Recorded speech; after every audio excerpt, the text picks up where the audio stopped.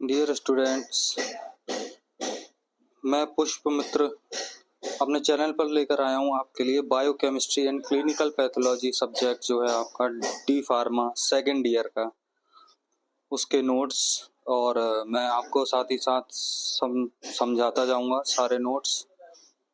और जो पहला चैप्टर है आपका बायोकेमिस्ट्री का वो है इंट्रोडक्शन टू बायोकेमिस्ट्री, यानी कि बायोकेमिस्ट्री होती क्या है ये जान लेते हैं सबसे पहले। तो बायोकेमिस्ट्री जैसा कि आप जानते हैं, बायो प्लस केमिस्ट्री। बायो यानी कि जो आपके जितने भी जीवित प्राणी हैं, ठीक है, उनके लिए यूज किया जाता है। और केमिस्ट्री यानी कि केमिकल्स, रिगार्डिंग केमिकल्स। तो बायोकेमिस्ट्री मतलब ऐसे केमिकल्स या ऐसे मॉलिक्यूल्स जो आपके बॉडी में हैं, शरीर में हैं, उनके बारे में जानकारी मिलती है। तो जो टर्म है आपका बायोकेमिस्ट्री पहली बार इंट्रोड्यूस किया था कार्ल न्यूबर्ग ने 1903 में, जो कि आपका 1 नंबर का यहाँ से क्वेश्चन भी बन सकता है। इसमें क्या होता है, आपकी केमिस्ट्री इन्वॉल्व होती है लाइफ की। जो आपकी लाइफ में जो केमिस्ट्री है, जो अंदर रिएक्शंस हो रही हैं आपकी बॉडी में, आप जो भी खा रहे हैं उसके बाद वो देखते हैं, आप खाते हैं खाना और निकलता है वो किस फॉर्म में, स्टूल्स की फॉर्म में, या कह सकते हैं आपकी पोटी की फॉर्म में जो निकल रहा है, कन्वर्ट हो रहा है, कुछ ना कुछ रिएक्शंस हो रही हैं आपकी बॉडी में, ठीक है। तो अगला पॉइंट है, it is defined as chemistry of living cell, यानी कि जो हमारी लिविंग सेल है, लिविंग थिंग्स हैं जितनी भी, उनके अंदर जो केमिकल्स हैं वो सारे बायोकेमिस्ट्री के अंदर स्टडी किए जाएंगे।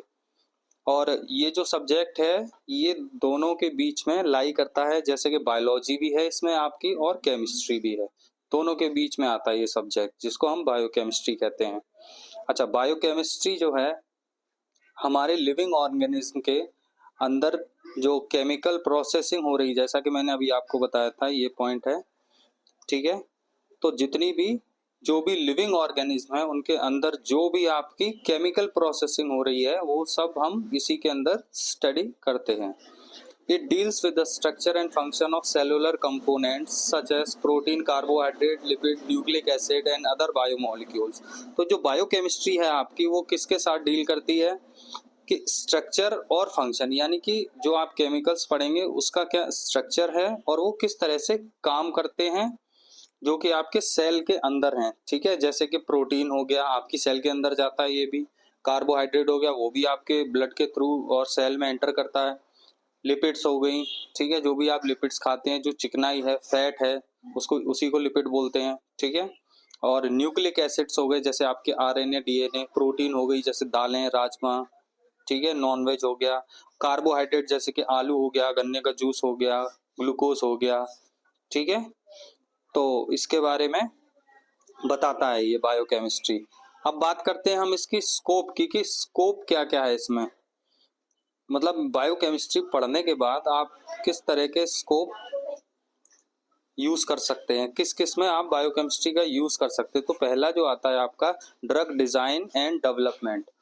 जैसा कि आप जानते हैं ड्रग डिजाइन यानी कि जब आपको अपने शरीर के अंदर के केमिकल मॉलिक्यूल्स के बारे में अच्छे से जानकारी होगी तभी तो आप दूसरी ड्रग बना पाएंगे, क्योंकि ड्रग भी क्या है, एक केमिकल फॉर्मूला है।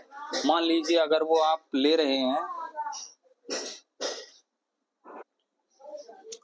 हाँ, तो मैं आपको बता रहा था जैसा कि आपके बॉडी में सेल्स हैं, सेल्स के अंदर केमिकल्स हैं कई सारे, तो कहीं से किस तरह से आपका जो ड्रग मॉलिक्यूल है वो कहाँ कहाँ अंदर जाएगा, कहाँ वो रिएक्शन करेगा, ठीक है, उस हिसाब से हमें ड्रग को डेवलप करने में या उसकी डिजाइनिंग करने में कहाँ कौन सा मॉलिक्यूल लगाना है, ठीक है। जैसे कि आप देखते हैं लीवोसिट्रिजिन, ठीक है, और बाद में उसमें क्या लगा होता है, हाइड्रोक्लोराइड, ठीक है। तो इस हाइड्रोक्लोराइड के लगाने का भी कोई ना कोई रीजन है, कोई ना कोई औचित्य है, ठीक है। तो इस तरह से हम ड्रग को डिजाइन कर लेते हैं, उसको डेवलपमेंट कर लेते हैं, ठीक है। दूसरा है आपका हाफ लाइफ। हाफ लाइफ का होता है कि जब भी आपकी कोई ड्रग होती है, जो ड्रग आपकी कितने अमाउंट में, कितने टाइम में आपकी बॉडी में वो आधी बच जाती है, ठीक है। जैसे कि आपने 500 mg पैरासीटामोल लिया और खाने के बाद कितनी देर बाद वो 250 mg बचा आपके शरीर में, ठीक है, तो 500 mg काम कर रहा है, 250 mg नहीं कर पाएगा आपकी बॉडी वेट के हिसाब से, तो आपको फिर से दोबारा लेना होगा। ठीक है, तो हाफ लाइफ क्या बताती है कि किसी भी ड्रग का कितना टाइमिंग में वो आधा रह जाता है आपके शरीर में या बॉडी में। उसके बाद है ड्रग स्टोरेज, तीसरा पॉइंट जो है ड्रग स्टोरेज, जिसको हम जानते हैं कि ड्रग को कैसे कैसे स्टोर करना है। देखा होगा आपने, अगर आप नमक खुला छोड़ दें तो उसमें पानी आ जाता है। ठीक है, नमक जो होता है हाइग्रोस्कोपिक इन नेचर होता है, यानी वाटर ड्रॉपलेट जो आपकी हवा में है उनको एब्जॉर्ब कर लेता है। ठीक है, तो इसलिए उसको ढक के रखा जाता है।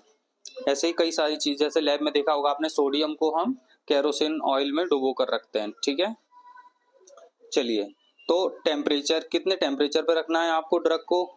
ठीक है, लाइट में रखना है या डार्क में रखना है। आपने देखा होगा कई सारे सिरप्स, इंजेक्शंस आते हैं, उनको जो लाइट से बचाने के लिए होते हैं उनको रखना होता है आपको। एम्बर कलर की वाइल्स आती हैं उसमें रखना होता है। ठीक है, डार्क कलर की होती हैं जिससे कि धूप उनके अंदर ना जा पाए, वरना उनका जो केमिकल होगा वो क्या हो जाएगा, डिटोरिएट हो जाएगा। उसके बाद आप बात हम करते हैं ड्रग मेटाबॉलिज्म। ये आपका बेटा पूरा चैप्टर है ड्रग मेटाबॉलिज्म का, सॉरी मेटाबॉलिज्म का आपका बायोकेमिस्ट्री में। ठीक है, तो ड्रग मेटाबॉलिज्म का क्या मतलब है। मेटाबॉलिज्म का यहाँ मतलब ये है कि या तो छोटे मॉलिक्यूल से बड़े मॉलिक्यूल बन रहे हैं या बड़े बड़े मॉलिक्यूल से छोटे मॉलिक्यूल्स बन रहे हैं। लेकिन यहाँ बात हो रही है किसकी, ड्रग मेटाबॉलिज्म की। तो ड्रग मेटाबॉलिज्म का मतलब ये है कि ड्रग जो भी आप खा रहे हैं उसका एब्जॉर्प्शन कैसे हो रहा है और वो डिस्ट्रीब्यूट कैसे हो रही है आपकी बॉडी में, और मेटाबॉलिज्म कैसे हो रहा है उसका, और एक्सक्रीशन कैसे हो रहा है आपका। ठीक है, ADME पूरा कैसे हो रहा है, कहाँ कहाँ जा रही है आपके बॉडी में और कैसे कैसे सर्कुलेट हो रही है, किस रिसेप्टर से जुड़ रही है, वो सब हम जानकारी बायोकेमिस्ट्री की मदद से प्राप्त कर सकते हैं। ठीक है, अब बात करते हैं बायोकेमिकल टेस्ट। ठीक है, कई सारे आपके टेस्ट होते हैं बायोकेमिकल टेस्ट, तो उसको भी परफॉर्म करने के लिए बायोकेमिस्ट्री हम पढ़ते हैं। उसके बाद है नेचुरल प्रोडक्ट्स। नेचुरल प्रोडक्ट्स आपने देखा होगा, जैसे कि आपका जो पपीते के पत्ते हैं, ठीक है, ये क्या है, नेचुरल प्रोडक्ट है। ठीक है, जिसको हम कैरिका पपाया बोलते हैं। ठीक है, और वो किस यूज में आ रहे हैं आपके, वो आ रहे हैं आपके क्या नाम है, ये डेंगू में प्लेट्स बढ़ाने के लिए। ठीक है, तो इस तरीके से जो नेचुरल प्रोडक्ट्स हैं आपके कैसे मेडिसिन में यूज होते हैं वो भी हम नेचुरल प्रोडक्ट्स में पढ़ सकते हैं। ठीक है, जैसे विटामिन सी जो है, आंवला जो है विटामिन सी का बहुत अच्छा सोर्स है। ठीक है, तो विटामिन सी की कमी अगर है तो आप अच्छे से आंवला ले सकते हैं, नींबू ले सकते हैं, या सिट्रस फैमिली के जितने भी खट्टे फ्रूट्स होते हैं वो ले सकते हैं। ठीक है, मेडिसिनल यूज जिन भी आपका फार्माकोग्नोसी में आपने पढ़ा होगा, तो ये वही सारे नेचुरल प्रोडक्ट्स हैं। अब बात करते हैं बायोटेक्नोलॉजी की। बायोटेक्नोलॉजी भी इसी की ब्रांच है एक बायोकेमिस्ट्री की, जैसा कि आप जानते हैं। तो बायोटेक्नोलॉजी में क्या होता है, जैसे कि आपका RNA DNA उसका जो सीक्वेंस है चेंज करके कैसे हम एक वैक्सीन बनाते हैं। जितनी भी वैक्सीन आपकी बनती हैं, चाहे टिटनेस की हो, टिटनेस वैक्सीन हो और रूबेला वैक्सीन हो, हर तरह की जो वैक्सीन है वो आपकी बायोटेक्नोलॉजी से बन सकती है। चलिए, अब बात करते हैं हम किसकी,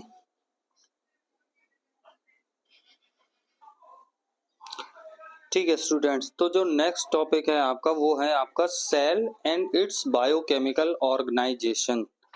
ठीक है, यानी कि जो आपकी सेल है और उसके अंदर जो भी बायोकेमिकल्स हैं वो किस तरह से ऑर्गेनाइज हैं। जैसा कि आप पढ़ चुके हैं फर्स्ट ईयर में HAP में कि सेल और सेल के कंपोनेंट क्या होते हैं, माइटोकॉन्ड्रिया, गोल्जी बॉडीज और आपकी plasma membrane, fluid molecular model, वो सारी चीजें आपको एक बार देख लेनी है। ठीक है, और सेल के बारे में पढ़ लेना बहुत अच्छे से। जैसा कि इसमें मैंने बताया, सेल जो है क्या है, स्ट्रक्चरल और फंक्शनल यूनिट ऑफ लाइफ। जो सेल क्या होती है, एक तो आपकी स्ट्रक्चर प्रोवाइड करती है आपकी बॉडी को, और फंक्शनल यूनिट यानी ऐसी यूनिट है जो काम करती है, ये नहीं है खाली स्ट्रक्चर दे रही है, ये काम भी करती है, तो इसीलिए बोलते हैं structural and functional unit of life. दूसरा है बिल्डिंग ब्लॉक्स ऑफ लाइफ, यानी बिल्डिंग ब्लॉक होते हैं, जैसे कि आप कोई दीवार बनाते हैं, कोई घर बनाते हैं, तो उसमें आपके जो ईंटें यूज होती हैं, ठीक है, वो एक तरीके से सेल मान लीजिए उसको। ठीक है, तो एक के ऊपर एक अगल बगल सारी इस तरीके से आपकी सेल्स अरेंज होती हैं, तो इसीलिए बिल्डिंग ब्लॉक्स कहते हैं किसका, लाइफ का। बहुत सारी सेल्स होती हैं आपकी बॉडी में। तो बात करते हैं अब भाई सेल भी देखिए, बैक्टीरिया जो है क्या है, यूनिसेल्युलर है, यानी कि बैक्टीरिया जो है एक ही सेल का बना हुआ है। अच्छा, और जो मल्टी सेल्युलर है उसमें आ जाते हैं आपके ह्यूमंस, आ जाते हैं प्लांट्स, आ जाते हैं। इनमें लगभग 100 ट्रिलियन सेल्स पाई जाती हैं। ठीक है, सेल का साइज जो होता है 10 माइक्रोमीटर होता है। और जो लार्जेस्ट सेल जो अब तक की पाई गई है वो कौन सी है, जो आपका ऑस्ट्रिच होता है ना, वो सबसे बड़ा पक्षी होता है। ठीक है, उसका जो अंडा होता है, तो सीधी सी बात है, पक्षी बड़ा है तो उसका अंडा भी बड़ा होगा।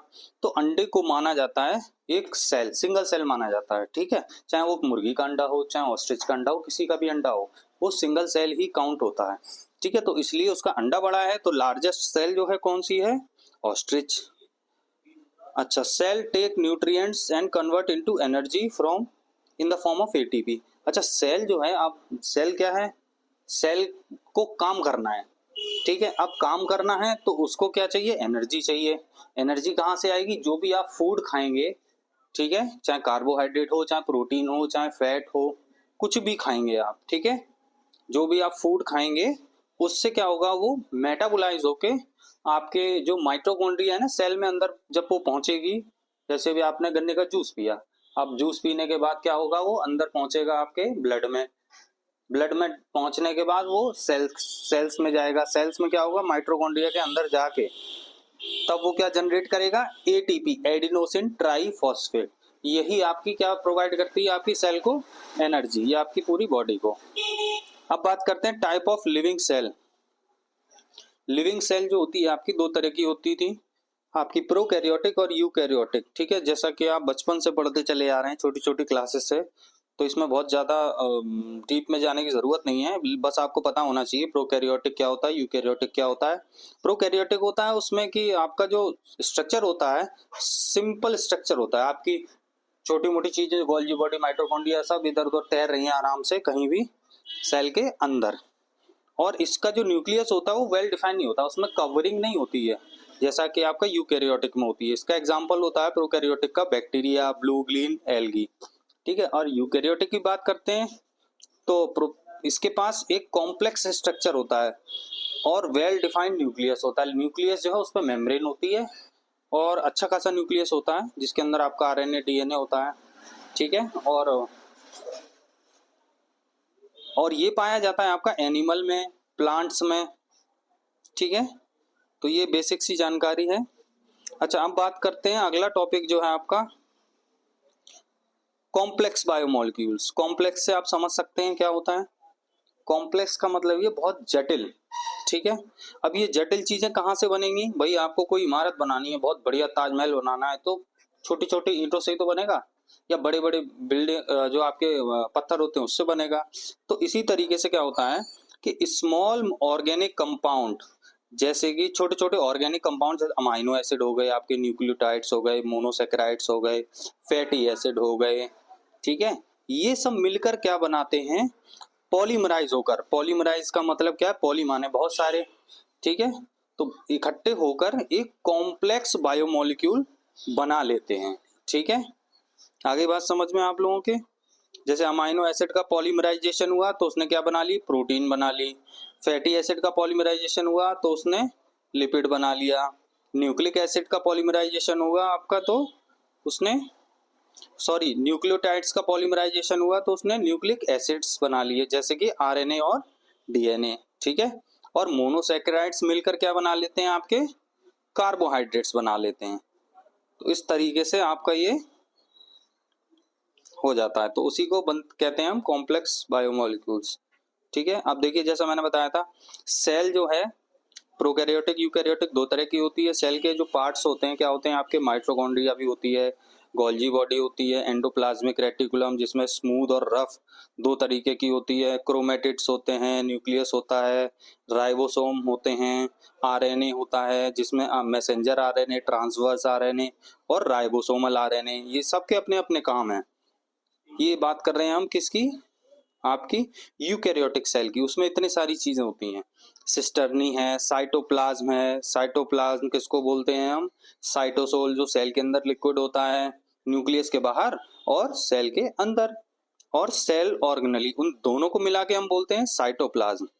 उसके बाद बात करते हैं हम सेंट्रियोल्स। या वैक्यूल जो खाली जगह होती है इसमें एयर ट्रैप्ड होती है, और लाइसोसोम्स, ठीक है, लाइसोसोम्स या पेरोक्सीसोम्स भी बोलते हैं। इसके अंदर 40 टाइप के डिफरेंट टाइप ऑफ एंजाइम होते हैं, जो इसको सोसाइटल बैग भी कहते हैं, क्योंकि इसमें जो एंजाइम होते हैं वो क्या कहते हैं, अगर वो फट जाए थैली ये लाइसोसोम्स की, तो क्या होगा, वो सेल को ही डैमेज कर देगी, ठीक है। ये इमरजेंसी सिचुएशन में होता है, ठीक है। चलिए अब बात करते हैं किसकी, माइक्रोमोलिक्यूल्स और मैक्रोमोलिक्यूल्स और सुप्रामोलिक्यूल्स। तो माइक्रो माने जैसा कि आप जानते हो मेमोरी कार्ड आता था पहले, वो छोटे छोटे मेमोरी कार्ड आते थे, अभी भी आते हैं, तो उसे बोलते हैं हम माइक्रो माने एक तरह से छोटा, मैक्रो माने बड़ा, ठीक है। तो माइक्रो मॉलिक्यूल क्या होते हैं, बहुत छोटे मॉलिक्यूल्स होते हैं, जैसे कि amino acid, monosaccharide, fatty acid, nucleotides, ये सब किस कैटेगरी में आते हैं, आपके माइक्रो मॉलिक्यूल्स में। अब इन्हीं माइक्रो मॉलिक्यूल्स को पॉलीमराइज कर करके हम क्या बना लेते हैं, या हमारी बॉडी क्या बना लेती है, मैक्रोमोलिक्यूल्स। मैक्रोमोलिक्यूल्स यानी बड़े मॉलिक्यूल्स, जो किससे बनेंगे, आपके माइक्रोमोलिक्यूल्स के पॉलीमराइजेशन से। तो इसमें लिखा है, देख सकते हैं आप, formed by polymerisation of monomer units, जैसे कि न्यूक्लियोटाइड्स से मिलकर क्या बनता है, न्यूक्लिक एसिड बनते हैं, डीएनए और आरएनए, और ये इसका एग्जांपल है, न्यूक्लिक एसिड, लिपिड्स, कार्बोहाइड्रेट और प्रोटीन। अच्छा, अगर आपको मैक्रो मॉलिक्यूल है और वो माइक्रो मॉलिक्यूल में कन्वर्ट करना है, तो क्या करना पड़ेगा आपको, माइक्रो मॉलिक्यूल को तोड़ेंगे तो आपको क्या मिलेगा, माइक्रो मॉलिक्यूल, और माइक्रो मॉलिक्यूल को जोड़ेंगे तो क्या मिलेगा, मैक्रो मॉलिक्यूल, ठीक है। चलिए अब बात करते हैं हम सुप्रा मॉलिक्यूल की। सुप्रा मॉलिक्यूल जो होते हैं कॉम्प्लेक्स मैक्रो मॉलिक्यूल होते हैं, जैसे कि अभी मैंने आपको बताया था, जैसे क्रोमोसोम्स हो गए और आपके प्लाज्मा मेम्ब्रेन एक्सेट्रा। चलिए अब अच्छे से पढ़ लेते हैं हम किसके बारे में, पहले माइक्रो मॉलिक्यूल। ये क्या होते हैं, स्मॉल ऑर्गेनिक मॉलिक्यूल होते हैं, जो कहाँ प्रेजेंट होते हैं, आपके साइटोसोल में ऑफ लिविंग सेल, यानी कि कोई भी आपकी लिविंग सेल होगी उसके अंदर जो लिक्विड होगा, न्यूक्लियस के बाहर वाला लिक्विड जिसको हम साइटोसोल बोलते हैं, ठीक है, ये वहां प्रेजेंट होते हैं। नंबर कितना होता है, लगभग 100 से 200 प्रकार के आपके माइक्रो मॉलिक्यूल्स पाए जाते हैं। उसके बाद हम बात करते हैं ये कैसे होते हैं, वाटर सॉल्युबल यानी पानी में घुलनशील होते हैं, और पोलर होते हैं, ठीक है, क्योंकि इसमें पोल्स होते हैं, पॉजिटिव और निगेटिव, और चार्ज्ड होते हैं, यानी कि इन पे कुछ चार्ज भी होता है। माइक्रोमोलर, मिलीमोलर इन कंसंट्रेशन, ये कैसे होते हैं, क्योंकि आप भी जानते हैं सेल बहुत छोटी इकाई है जिसको आप अपनी नग्न आंखों से नहीं देख सकते हैं, ठीक है, उसके लिए आपको माइक्रोस्कोप चाहिए ही होगा। तो ये कितनी क्वांटिटी में होंगे, बहुत ही ना के बराबर, तो इसीलिए लिखा है माइक्रोमोलर या मिलीमोलर कंसंट्रेशन में होते हैं, ठीक है। इनको हम क्या कहते हैं, मेटाबोलोम भी कहते हैं, इनका दूसरा नाम जो है आपका वो मेटाबोलोम भी है। चलिए अब बात करते हैं मैक्रोमोलिक्यूल्स की। एग्जाम्पल मैंने आपको यहीं पहले भी बता दिए थे, ये देखिए यहाँ सारे एग्जाम्पल लिखे हुए हैं कि माइक्रोमोलिक्यूल के एग्जाम्पल क्या होते हैं, मैक्रोमोलिक्यूल के एग्जाम्पल क्या होते हैं। चलिए मैक्रोमोलिक्यूल को देख ले, मैक्रो माने बड़ा, लार्ज मोलिकुलर वेट इनका होता है 10⁴ से लेकर 10⁻12, ठीक है। तो ये इस लार्ज मॉलिक्यूल होते हैं macromolecules. Formed by the polymerisation of monomer units, यानी ये किससे बनेंगे, पॉलीमराइजेशन होगा किससे, आपका ये जो माइक्रोमोलिक्यूल्स है इसका पॉलीमराइजेशन होकर आपका ये मैक्रोमोलिक्यूल्स बन जाएगा। कैसे बनेगा, इसका एग्जांपल क्या है, जैसे कि स्टार्च है तो वो किससे बनेगा, आपका polymerisation of monomer monosaccharide unit, कई सारी मोनोसैकेराइड यूनिट आपकी मिलकर क्या बना लेंगी, स्टार्च बना लेती हैं, ठीक है। ये स्टार्च क्या है, एक एग्जांपल है आपका कार्बोहाइड्रेट्स का, ठीक है। चलिए अब बात करते हैं हम, देखिए हमने यहाँ पे समझाने के लिए कैसे लिखा हुआ है कि आपका मोनोसैकेराइड का पॉलीमराइजेशन होगा तो क्या बनेगा, कार्बोहाइड्रेट। अमीनो एसिड जो मैक्रोमोलिक्यूल्स है, देखिए यहाँ लिखा है मोनोमर यूनिट्स या माइक्रोमोलिक्यूल्स, ठीक है। ये सारे माइक्रोमोलिक्यूल्स हैं इस साइड में, और जो दूसरी साइड है यहाँ इस साइड में ये वाले जो हैं आपके मैक्रोमोलिक्यूल यानी बड़े मॉलिक्यूल्स हैं, ठीक है। तो मोनोसैकेराइड जो है क्या बना लेते हैं, कार्बोहाइड्रेट। अमीनो एसिड क्या बना लेते हैं, प्रोटीन्स। और फैटी एसिड जो मैक्रोमोलिक्यूल हैं क्या बना लेते हैं, लिपिड्स। लिपिड्स क्या है, ये इस साइड में जो लिपिड्स वाली लाइन है कार्बोहाइड्रेट वाली, ये सारी मैक्रो मॉलिक्यूल हैं जैसा कि यहाँ देख सकते हैं। और जो लेफ्ट साइड वाली है आपकी वो है सारे आपके माइक्रो मॉलिक्यूल यानी छोटे मॉलिक्यूल्स। न्यूक्लियोटाइड्स क्या बना लेते हैं आपके, न्यूक्लिक एसिड। न्यूक्लिक एसिड का एग्जाम्पल आरएनए और DNA. Number of monomer units जो है आपकी वेरी करती हैं 10 से 10 मिलियंस तक, यानी कि 10 मोनोमर यूनिट मिलकर एक मैक्रो मॉलिक्यूल बना सकती हैं। और ये संख्या मिलियंस तक जाती है, यानी हो सकता है कुछ ऐसे कंपाउंड हो, मैक्रो मॉलिक्यूल्स हो जिसमें मिलियंस में आपकी क्या हो, मोनोमर यूनिट हो। अच्छा, synthesis of macro molecule is a highly energetic reaction, यानी कि जो मैक्रो मॉलिक्यूल बनते हैं, बड़े मॉलिक्यूल बनते हैं, इसमें बहुत ज़्यादा रिएक्शन इन्वॉल्व होती है। जैसा कि आप जानते हैं कि घर बनता है तो ईंटों से जब बनाते हैं तो कितना ज़्यादा टाइम लग जाता है, लेकिन जब उसको तोड़ना होता है तो बहुत कम एनर्जी में आप एक जेसीबी लाइए और तोड़ दीजिए फटाक से, लेकिन बनाने में आपको कितना ज़्यादा टाइम लग जाता है। ठीक है, तो वही इसमें दिया हुआ है कि अगर आप मैक्रो मॉलिक्यूल, बड़े मॉलिक्यूल बनाते हैं या बनते हैं आपके शरीर में, ठीक है, तो वो बहुत ज़्यादा एनर्जी रिक्वायर्ड होती है, उसमें हाईली एनर्जेटिक रिएक्शन होती है। चलिए अब बात करते हैं, दीज मैक्रो मॉलिक्यूल्स अरेंज या assemble to form a supra molecules. अच्छा, इन्हीं मैक्रो मॉलिक्यूल से जैसे protein, carbohydrate, lipid, nucleic acid, इसी से आप क्या बनता है आपका सुप्रा मॉलिक्यूल्स। ठीक है, जैसे कि क्रोमोसोम्स और प्लाज्मा मेम्ब्रेन। तो ठीक है स्टूडेंट्स, आपका ये जो फर्स्ट चैप्टर है ये यहीं पर कंप्लीट होता है, इसमें और कुछ ज़्यादा नहीं है पढ़ने के लिए। तो ये जो है आपका पीडीएफ मैं आपसे शेयर करता रहूँगा, और जो वीडियो है आप देखते रहिएगा। और ये मेरा पहला वीडियो है बायोकेमिस्ट्री का, और दूसरा भी मेरा इस सेम चैनल पे दूसरे वीडियोस भी हैं जो human anatomy and physiology D pharma first year के हैं, जिसको आप देख सकते हैं, अच्छे से समझ सकते हैं। ठीक है, तो आगे मैं आपके लिए इसी तरीके से वीडियो लाता रहूँगा। चैनल को सब्सक्राइब कर लीजिए और नोटिफिकेशन पे जो आपका ऑल नोटिफिकेशन है वहाँ पर कर लीजिए, जिससे कि आपका कोई भी वीडियो या कोई भी चैप्टर छूटे ना। Thank you.